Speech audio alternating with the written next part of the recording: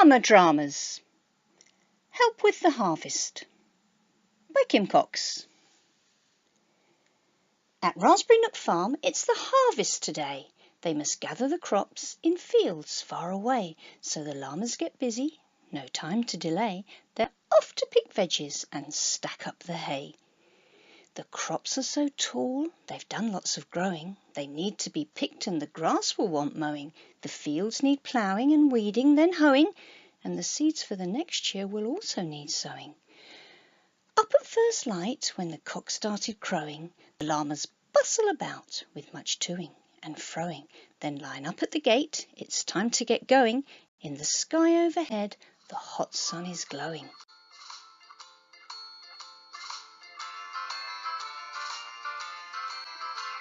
We're marching tails up, we're marching tails up, swish, swish our hairy tails, we're marching tails up. We're marching tails up, we're marching tails up, swish, swish our hairy tails, we're marching tails up. They march in formation and all sing a song.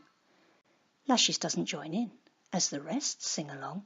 She thinks, I don't like this, and what is that pong? I think it's those daisies, but I could be wrong.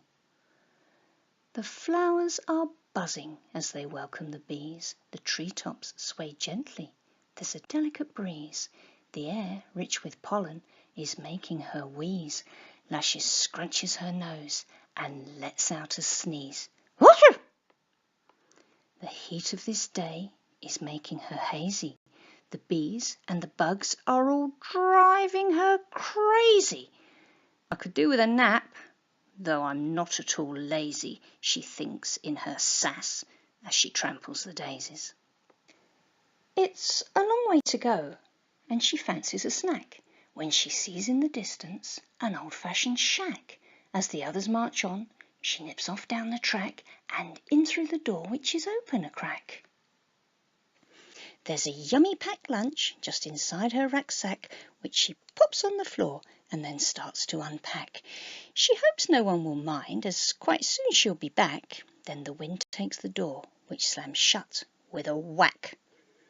She unpacks her sandwich with its heavenly crust and tells herself sweetly, I will not be rushed, then thinks, I'll enjoy this, as she blows off the dust that blew in on that windy great gust.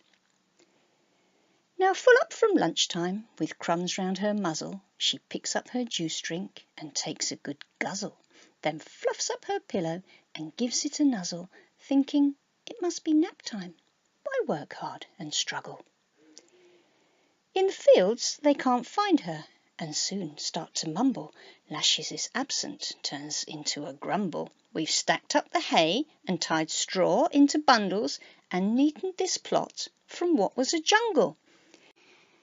Lashes thinks of her friends in the fields that they've dug and wants to be back there, despite all the bugs, pulling potatoes from the jaws of the slugs. She misses the others and their welcoming hugs. She awakes from her nap, her thoughts in a jumble. She hops from the hammock, taking care not to stumble. But hang on, she thinks, as her tum gives a rumble. Before I get busy, I'll just scoff some crumble. Then she goes to the door and jiggles and fumbles. But the door doesn't give, though she bashes and bumbles. She knows she's been lazy, and so feels quite humble, as the tears prick her eyes and her face starts to crumple. She wants to get out now, so pushes the door. But the door appears stuck, though it opened before. She thumps hard with her hooves until they are sore, and then in frustration she lets out a roar. Did you hear that, guys? Is what Lily said. I think that poor Lashes is locked up in the shed. They peep in through the window and see her nice bed, and poor Lashes crying as she cradles her head. She calls to them, help me, oh please, please, please, please. They spring to the door and its handle they seize, but it doesn't open, though they wiggle and squeeze. Lashes cries, I thought that you lot would free me with ease. Lavender tells them, it'll all be all right. I don't even think that this door is jammed tight." Then he leans on the door with all of his might, and soon it bursts open, much to their delight. "Oh, I was pushing the door when it needed a tug. I was so lonely and scared," Lashes sobs with a shrug, "and I wanted to snuggle back home on the rug, reassured by my buddies, warm, cosy and snug." "Why did you run off?" they asked her, and frowned. "I got cross," she replied, "with gnats buzzing around, and ants running up leaves and all over the ground. I thought I'd be cosy in this shack that I found." Sad Lashes tells them, "I have to confess, I got a bit mardy and into a stress. I don't like the bugs and the ants in their nests, so decided instead to have a nice rest. So I lay in the hammock, then felt quite refreshed. But that's when I realised I'd got into a mess, and when locked in the shed, why I was trying to press on the door and not pulling is anyone's guess." Lashes tells them, "I'm sorry, and they know that it's true. I'll cook a nice meal with the crops that we grew." They all smile and tell her, "We're relying on you. Don't forget the world's packed with things llamas can do." They laugh and remember when Lashes got in her strop and was no help at all with picking the crop. Instead she found a nice shack and lay down with a flop, while the others were working so hard, fit to drop.